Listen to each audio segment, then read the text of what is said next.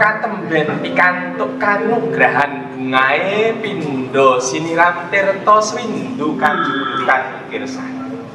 Yo, adat sabene kabeh pawongan yen antuk bebungah antuk kanugrahan.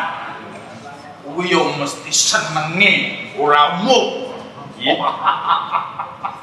Oh, pusaka alugara. Seto. Lu, kowe iso ngerti? Mbok menawi Lu, ya pancen iki alugara. alugara. Seto. Kok kowe bisa mangerteni iki sanjata alugara, Aja kowe ngintik anggonku pinanggih lawan sawijining jawata. Kula menika katemben pinanggih paduka.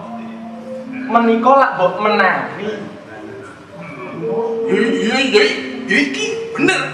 Leres bener alugara.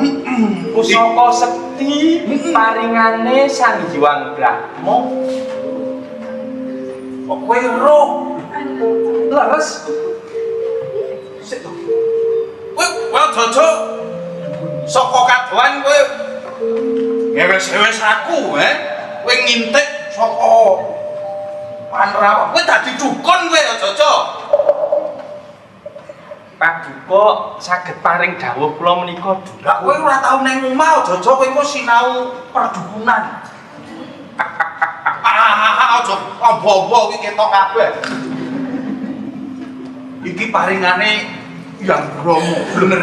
Leres Bener. Ora mung kuwi tok. inggih Iki ana ing asta tengen. ingkang aran Nenggala.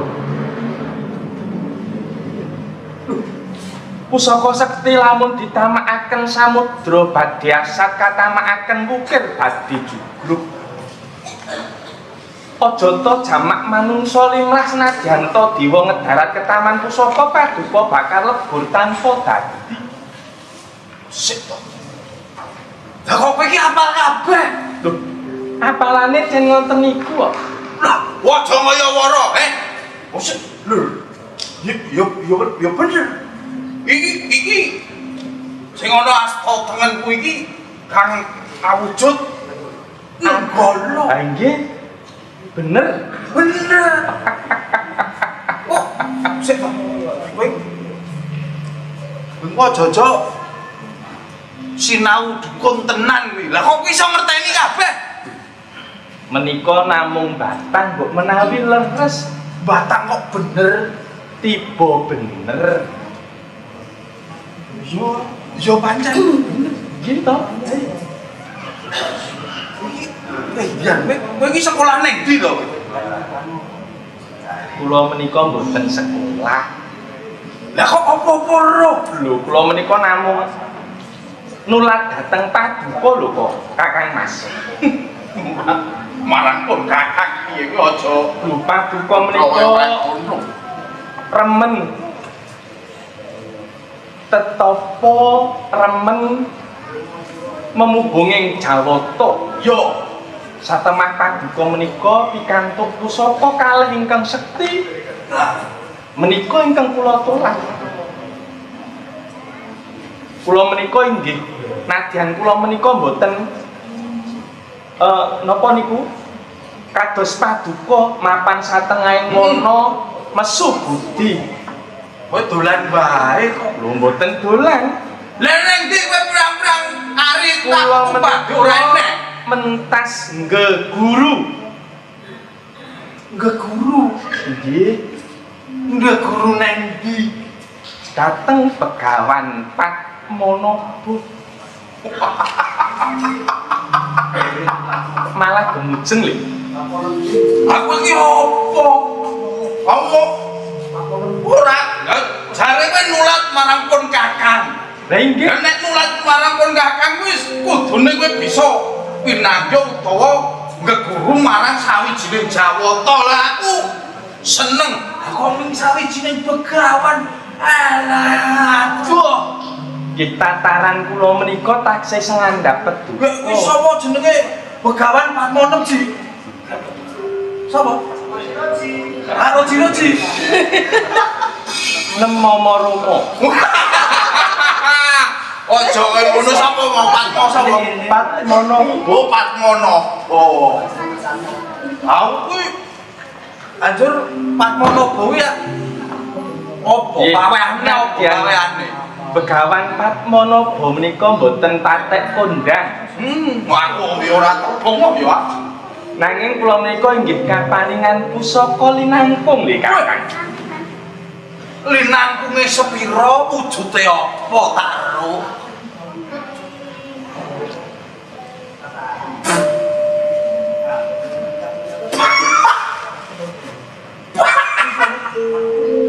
Kok paduka gemujeng?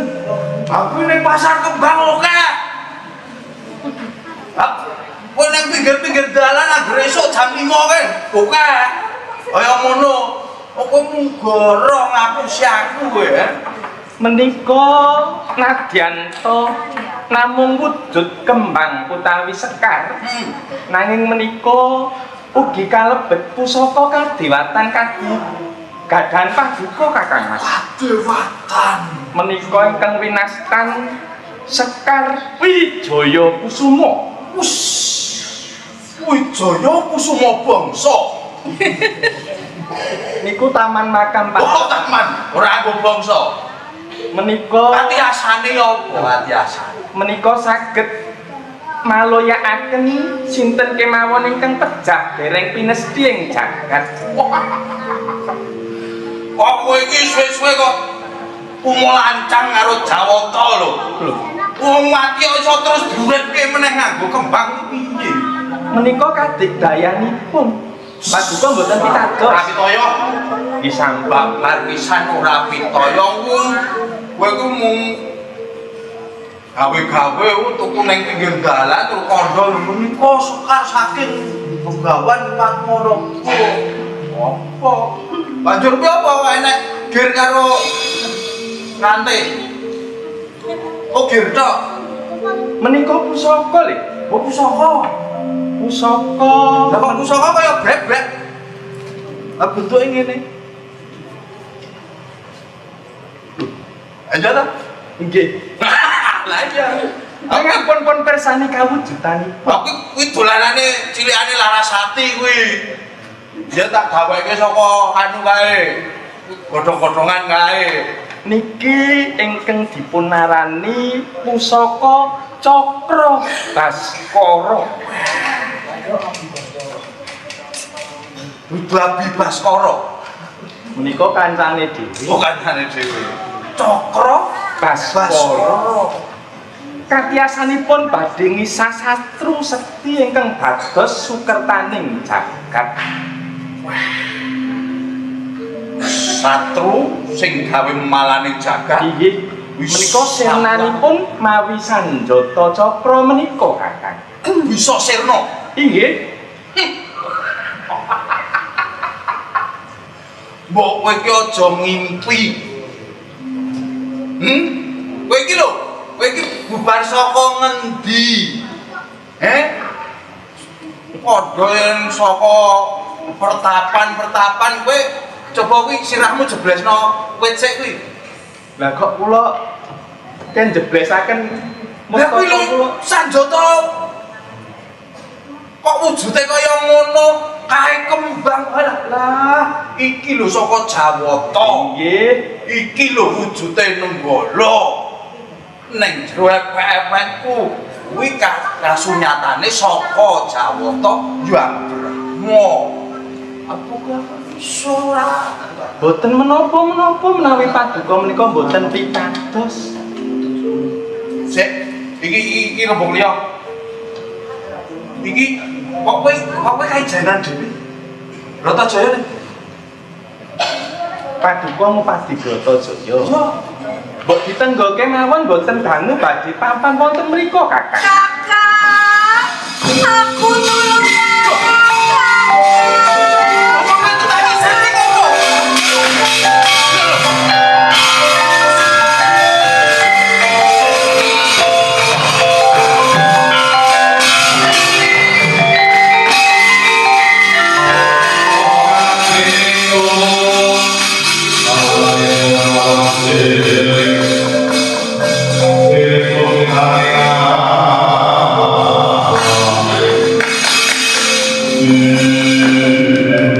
Kok kowe kok sajak lumayu banter. Jeleh-jeleh. Ingatmu kono-kono. Aku wedi lho kakak. Wedi apa? Kondo ana apa? Aku dioyak-oyak. Duyang macan. Ndi tak patenane. Itu macan kakak. Celeng. Macan putih. Untung Pak Anet sapa kentil kakak. Oh ki yo ngawur lho. Macan-macan sing ning alas iki kok ulo. Kudu. Aku dioyak-oyak pawongan. Lho. Goyak pawongan sapa pawongane wujude kaya apa kondongan aku konangane. Sing gawe tangismu bakal tapi loro malah kepala tak percaya, Aja kaya ngono kuwi. Woi iki pawongane.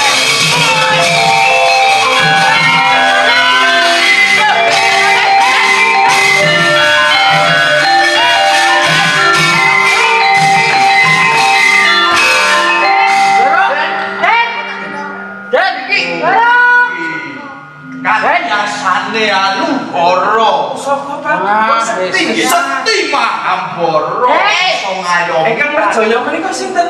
Semaput, Bapak. Oh iya. Napa ten? Sinten iki sing mateni? Boro. Den. Kakak. Apa? Patu kok diluput lho kakak. Dudu iki. Tanggung jawab. Wah, mesti kae sing raine kaya tomat kae. Mampun. Niki salah paham. Kok salah paham napa? Salah paham. Kowe wis gawe pilorasi wis. Tenang. Bekong ngopo kowe? Bagong. Bekong nesu. Tenang. Brontojaya mbok ngapake? Mbok ngapake? Arep jaluk iki apa iki? Mboten kabeh. Lho, Lah loro kabeh mboten lho. Sekedap. Niki perlu adanya keterangan. dudu iki. Jangan buat emosi. Kowe meneng kok. Lambemu kekambat meneng. Iki, garek. Ayo, Nggih, niku nggih. Niku jangan pateni ora apa-apa. Nggih. Langsung des. gawe tangisi. Mboten. Dudu iki. Dudu iki kafe malah nulungi aku. Napa? Ajeng kula. Petro ya dudu. Ajeng kula. Wah, iki lagi boten panjenengan mateni. Lho, ngapa to? Tak gantung dhewe wae. Maaf ketoke apik ngono kok. Wong kok senengane kok duka-duka. Lah nggih. Kok ayu jenengan tanggung jawab niki. Niki tanggung jawab niki. Kok dudu iki. Banjur sapa pawongane? Ono pawongan liya lah kakang ki senengane grusak-grusuk. Wong aku durung rampung anggonku matur. Kaya kakang kuwi wis tumindak dhewe kaya mangkono. Lah ya sak- Ora takon sing cetha marang aku. Lah ya sak- kakang sing ngene iki aku lanjut. Kok lutus wae. Lah jenenge kesusu kok. Gareng Petro. Nggih, pun wonten dawuh. Iki dudu sing bojo. Sanes. Malah niki dipetani. Tanggung jawab kowe. Paduka gak tanggung jawab. Kowe wani karo bote wae. Wani karo wong rasana wae. Wani wae. Ora wani.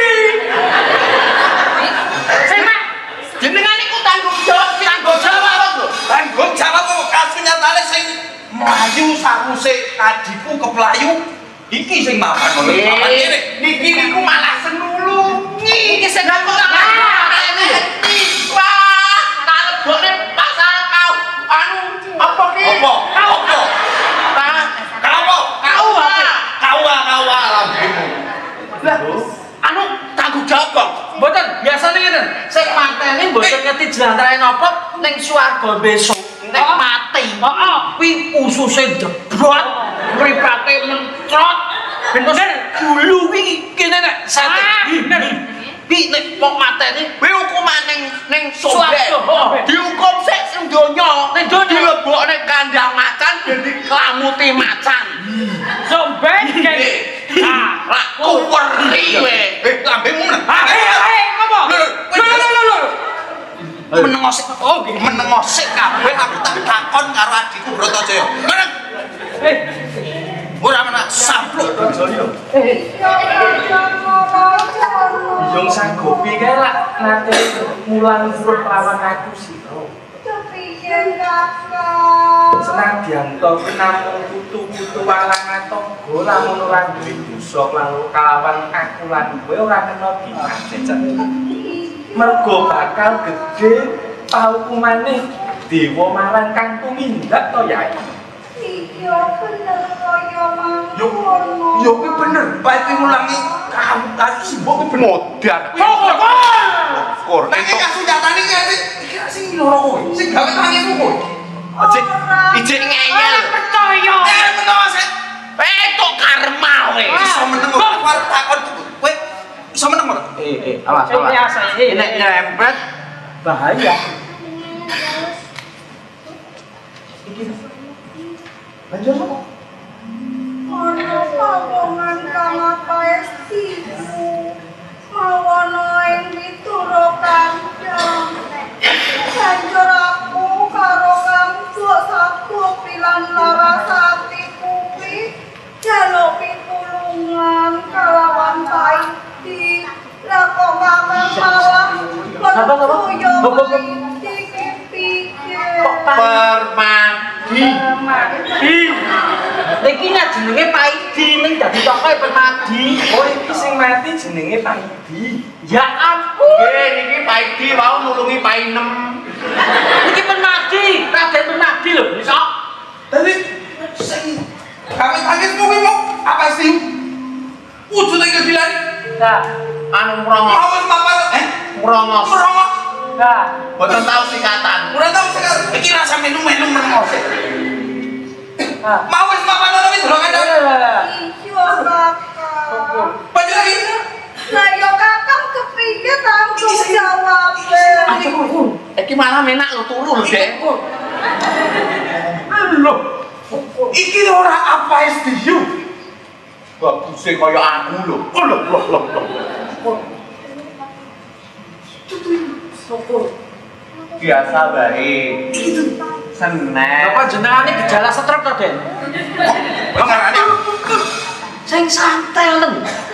Syukur. Ayo, no. Lah, terus pripun? Ayo. No. Nolih sinten? Yo kowe Narayana. Ya. Wonten tahu? Aku dulu mau ampun bro. Apa namanya belum? Niki wae, niki. Ben kena asal. Jebul tutu kae. Tutu kae pawongane sing wis moyak-moyakan kamu. Ini kan sampun mati. Yo wis kena luhur lho. Ya. Nah. Matur nggih. Sekti lambemu kuwi. Ayo laporan dipateni Doro. Menang sik. Bosik turun aku. Lugo. Kuwi. Sing kandhamu mau bisa maloyakake pawongan sing durung pestine. Bisa urip. Den, Jati tekan nirmono tekan jati. Den. Iki lho nyok. Oh, niki. Pak Duko mampir pasar kembang kemana? Wah. Ora aku wis pitok yo karo kowe. Kuwi bisa. Menika namung kembang pinggir dalan. Wah, kuwi kembang saka Jawata. Ayo. Ayo saking mriki jam gangsal Lendang dateng pasar kembang. Kesuwen. Iki cepet to. Aku turu ngono. Iki aku turu ngono timbang aku engko kena paukuman. Den, niki pripun mboten saka karapat. Kowe sing nganggep aku kakangmu tuh apa ora? Kesuwen lho Den iki semak angler. Heeh. Bisa maloyake. Yen to kuwi mbok tamake kono walu yo aku ditoyo. Coba iki ono prakteke to. Buka jam pinter. Iki coba. Buka prakteknya jam pinter. Bisa pitoyo. Bocah pinggir. Mungkin menawi boten saged malu yo, Pak Duko mampir pasar kembang. Lambene lho. Ndak.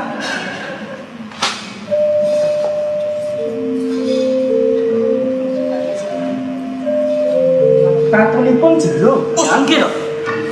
Aja kaya ngono to. Dan niku malah sirah kalih cikile pisah lho niku. Pisah. Lha yo pisah nek gajah to kok ngene. Lho, iki ono wae. Ayo ndak gelis. Ndak.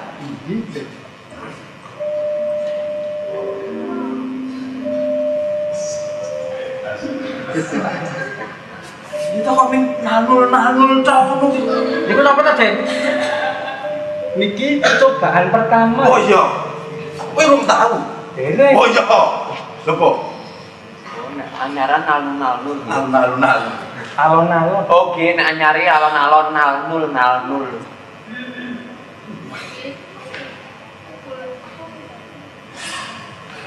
Iki kasil apa ora?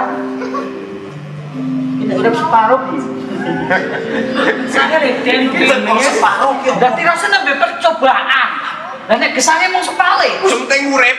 Lho, tengah badan. Ipun kok pitados jalan Sing ngisor sik apa sing dhuwur sik? tengah. Dadi kesane ngeten.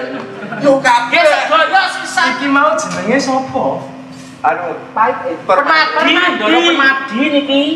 Ayo, Permadi, tangi Permadi.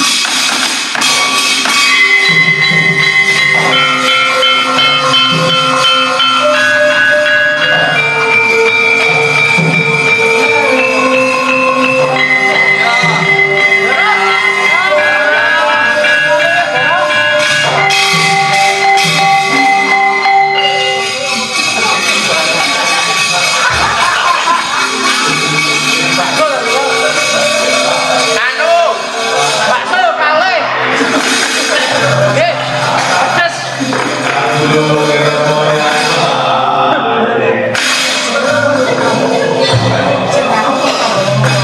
wau anu, napa niku wedang ronde limat. Lah iya. Narayana. Kula kakak. Mbok menawa kembangmu kuwi bisa maloyakake sing nyaron. Dimen bisa kompak. Ketinggalan nika pecah sepale. Kepunjulan malah anu.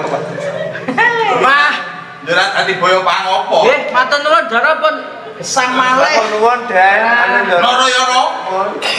Kembangmu jos. Niku terseping pinten niku? Kok ping pinten? Iki unlimited.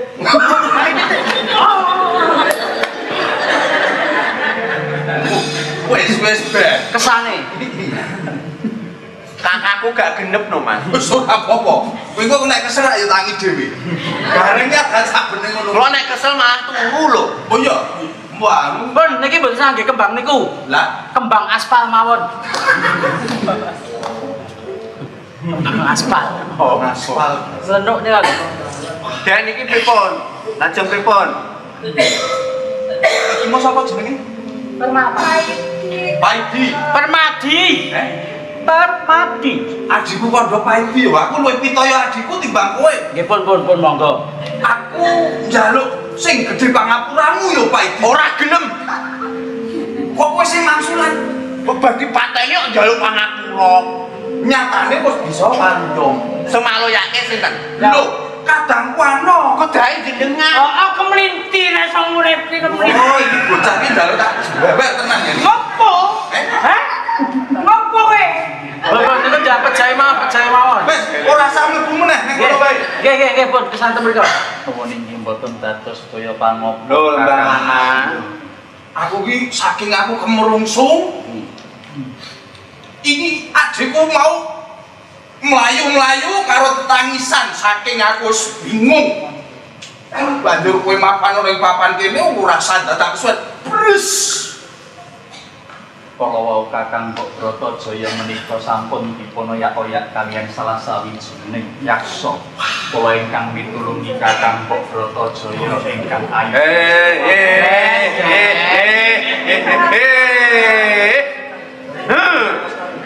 Permadi ki apa ora kapok?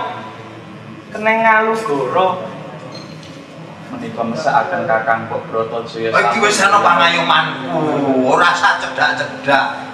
Ora dialugoro malih lho, Den. Ora. Ateges menika kula sampun purna anggenipun ngayom. Iya, sawetara wektu wis. Samengko yen to adikku ilang meneh ning dalan kepapak karo kowe ya tulungono meneh. Menika kala wau aturipun saking kekasatipun Prabu Kamsadewa. Menawi menika ingkang badhe mupati rayi paduka malih Kakang Bakal ngupat adikku meneh. nuwun inggih saking Praja Mandura. Lho. No. Noi sinten to niku? Dawuh Kakang Kok Kakang kok. Rosana. Iya aja tok cekak kok ngono kuwi. Lah paduka nyeluk kula napa? No. Lah kula nggih sami, kula pendhet ngajengipun. Kok Yo ora penak nek kok buki kok krasana. No, ya padha ya. lah iki Nara ya. Wonten bacutane, Den. Amboten kokro. Kok. wonten dawuh Iki ora kahanan kaya mangkene iki piye? kula menika kok malah lamat kepireng wonten pamarta wonten negari Mandura lho. Lho la iso. Lah iki pancen kepiye? Aku yo bingung yen koyo ngene iki. Dateng Mandura kemawon. Adat saben papan ingkang boten aman. Menika saged kagem dedelikan sing paling aman. Angel to atur kula menika. Kok iki aja mulek kae. Cedane piye? Markas musuh itu adalah tempat bersembunyi paling aman. Ya. Malah saged kagem nglimur lampah wonten ing Mandura menika wonten adon-adon.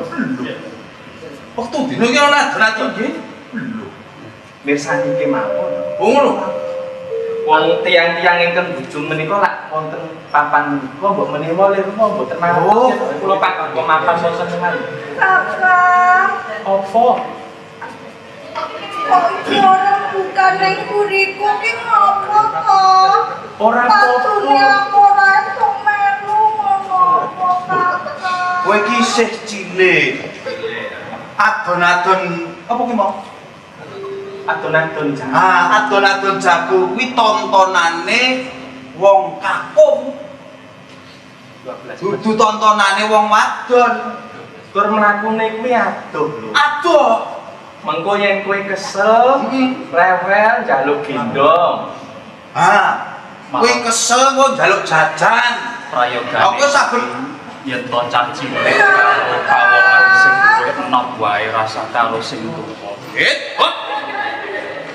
Lah kok kowe rono ki kok terus kindel iki?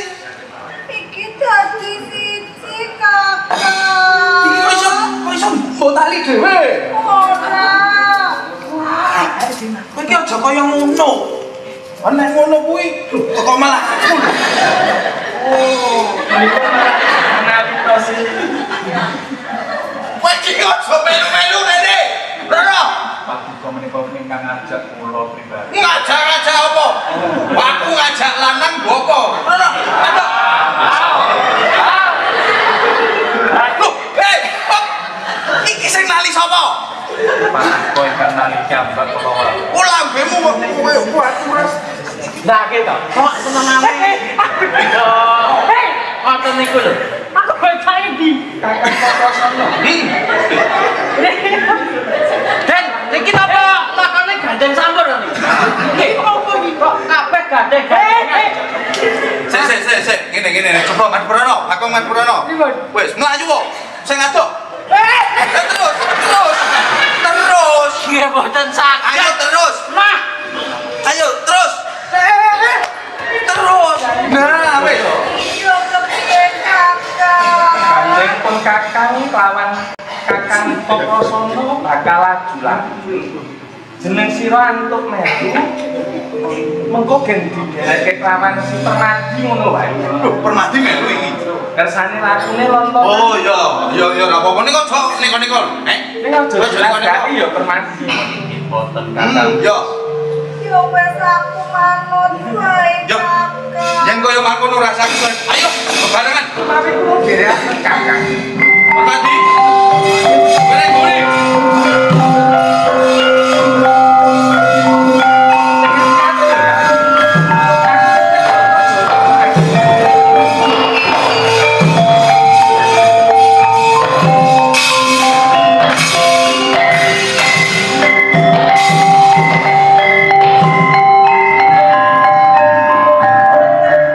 Bapak iki jajan kita lesi meneng ngopo wae iki. Engko yen ilang dadi buron pawongan kang apaes diyu maneh. Pesakake yen to Bratajaya mengko dadi ilang. Lan yo maneh man ayune kaya Bratajaya kaya Mlaku. Kok sembrono?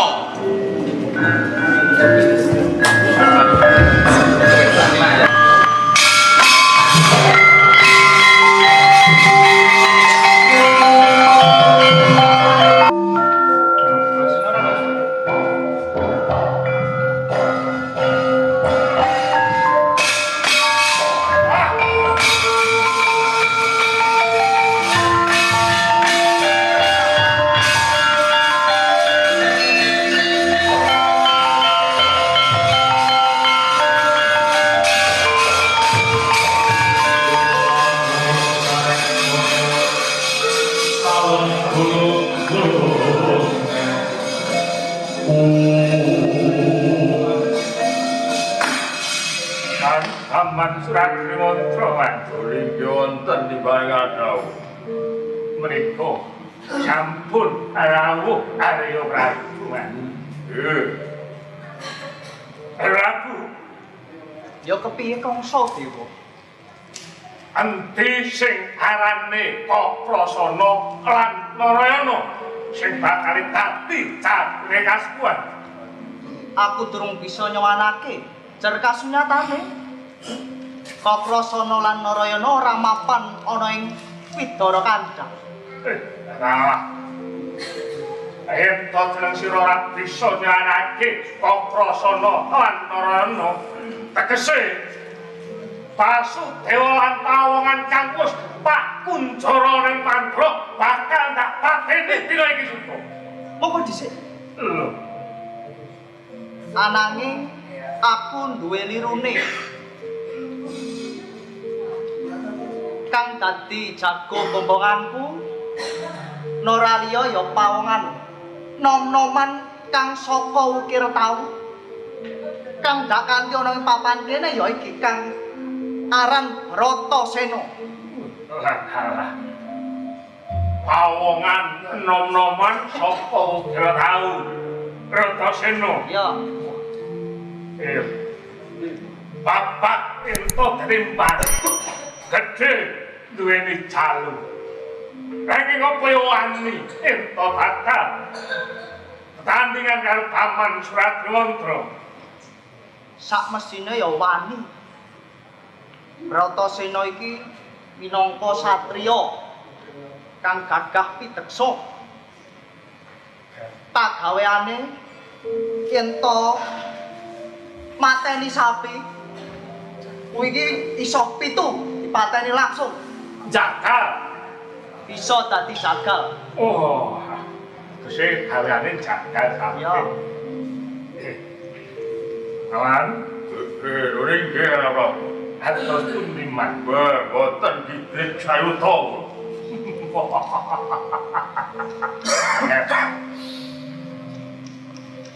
Pun ngerti? Beri.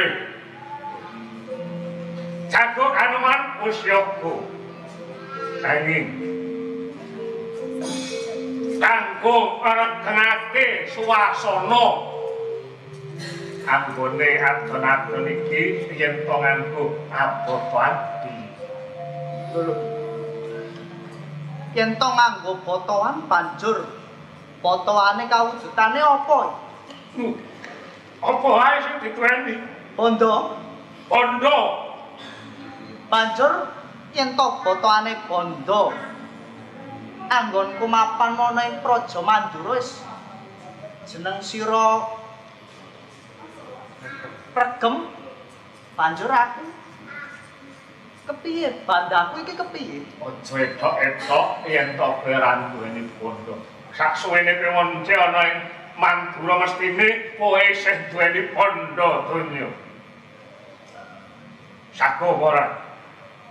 kamangka duweku amung open-open wedhus karo kelinci. Nanging yo ora dadi baya pangopo aja ana sithik bondo sing gak regem, sing gak simpen. Mas. Nalika saking pamanggih paduka menika botanipun napa, Mas? Kula pun manut Nara Prabu kaya mau. Anu nggih. Monggo Wonten Jawang. ayo melu udu apa?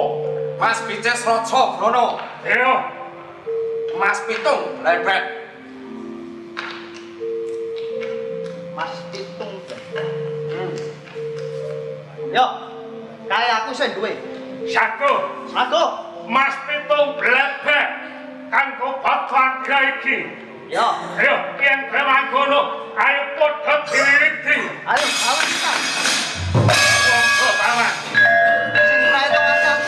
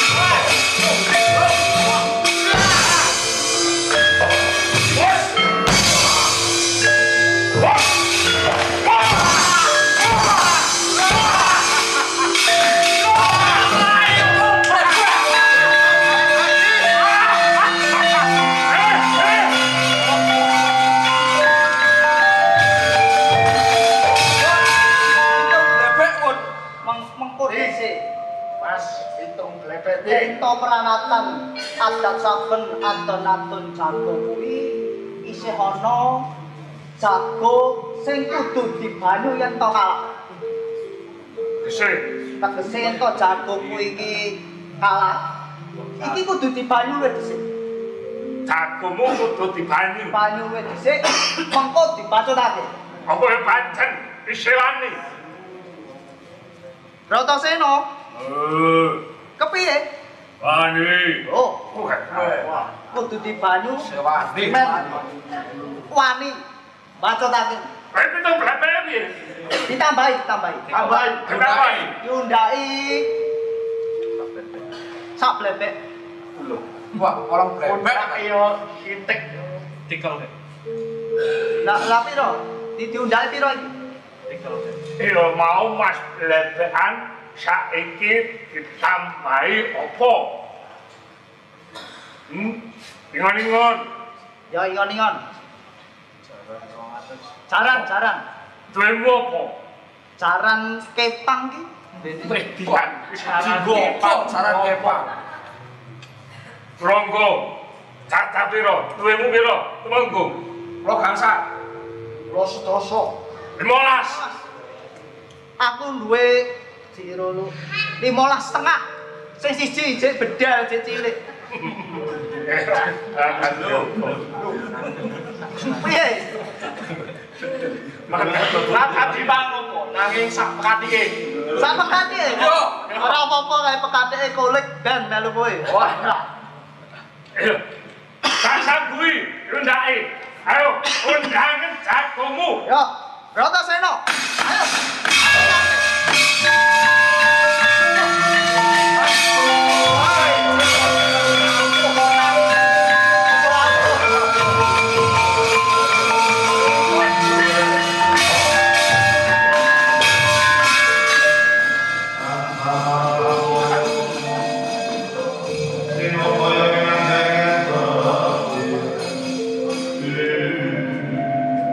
Bratasena.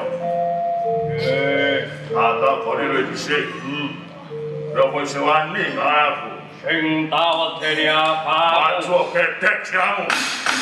Mati. Ayo, stop. Hati-hati, Bratasena.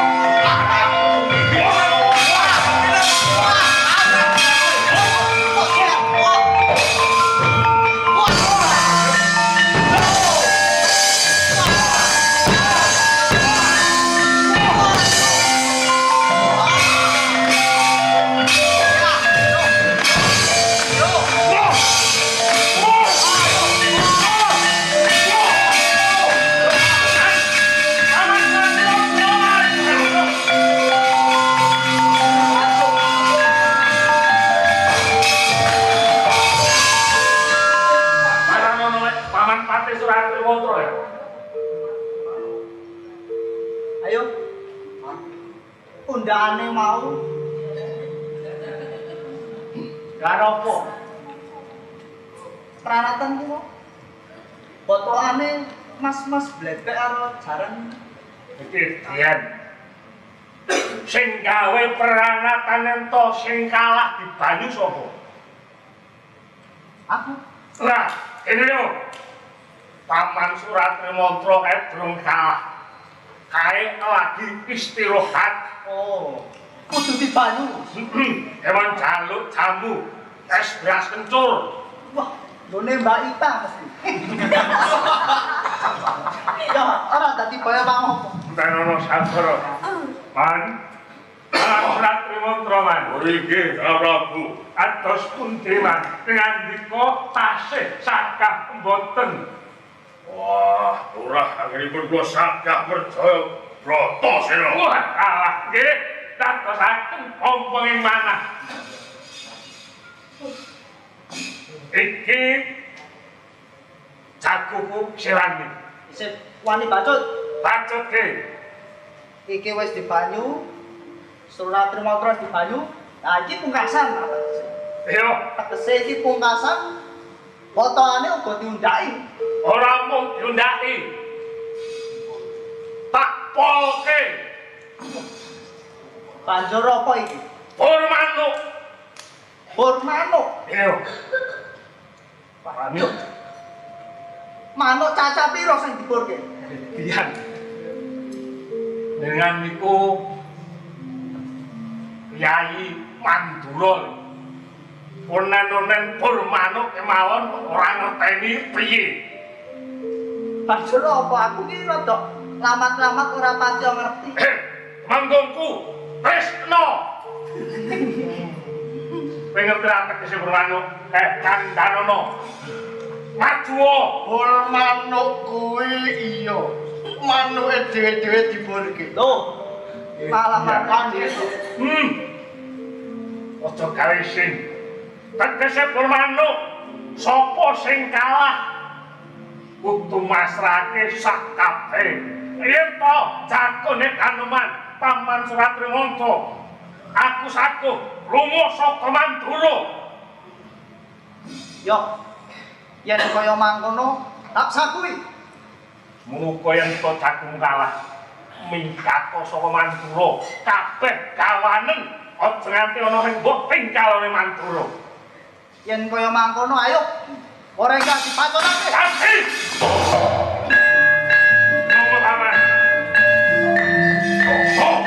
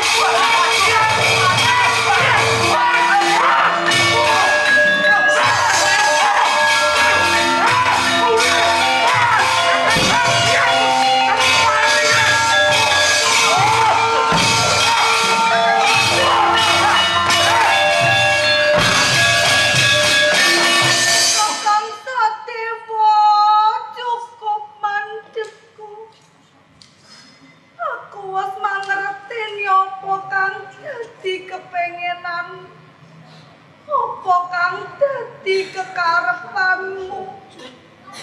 Ratacaya. Aku gelem kakarepmu marang sira. Ananging tak jaluk kongso dewa. Apa kang dadi penjalukmu? Mestine bakal tak utaneni Ratacaya. Kowe lunga. Luwarana bebandaning kakangku Yanarayana lan kakang Kakrasana. Ayo ngawur. Bapake dhewe mati kabeh. Lunga. Nyata kene. Bakal tak keluari pemandane kakangmu. Ojo nyedak. Ojo nyedak. Ini. Rata jane.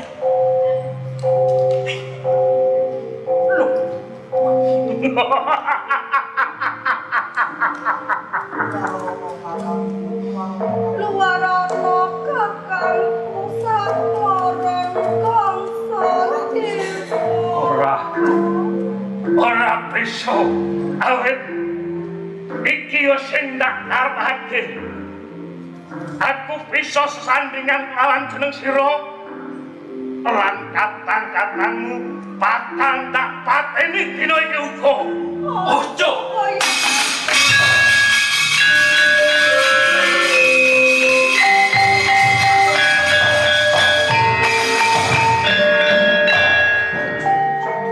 Ojo kongso dewa. Ojo ngawani. Kok sikul marang bocah cacah telu iki. Yen topo kepengin dadi panguwasa ning Pandura tak lirani. Yen kowe kepengin patiku. Nyawaku tak pasrahke marang kowe. Kongso Wasudewa.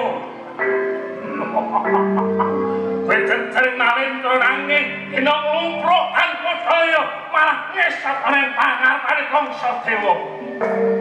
Rumangsamu aku ora mangerteni. Kowe wedi. Salaran bocah telu iki ora liya ya anak-anakmu. Sing mbok singetake ning Bidara Kancang Pamriye. Ora bisa tak pateni Marpala. Ing besok bakal dadi milikmu lan kepinginanmu bisa percaya Kangsa Dewa. Iya apa ora? Waduh aku njaluk pangapura Kangsa Dewa. Apa sing wis dadi niat ingsun ora bakal tak kendoni, malah kepara bakal tak rampesi.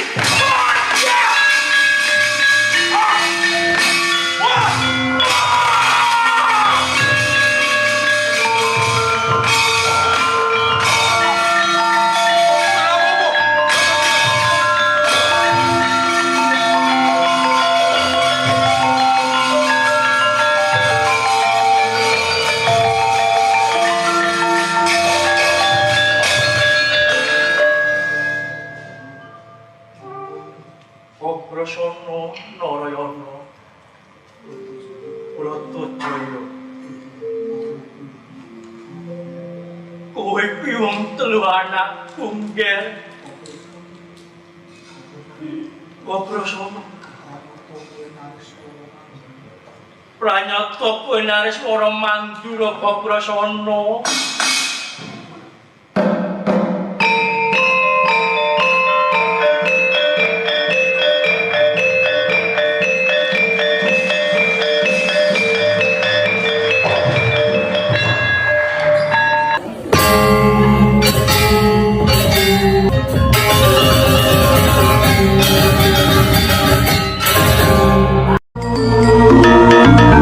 Gedabrus bersama Urip Bonus Channel.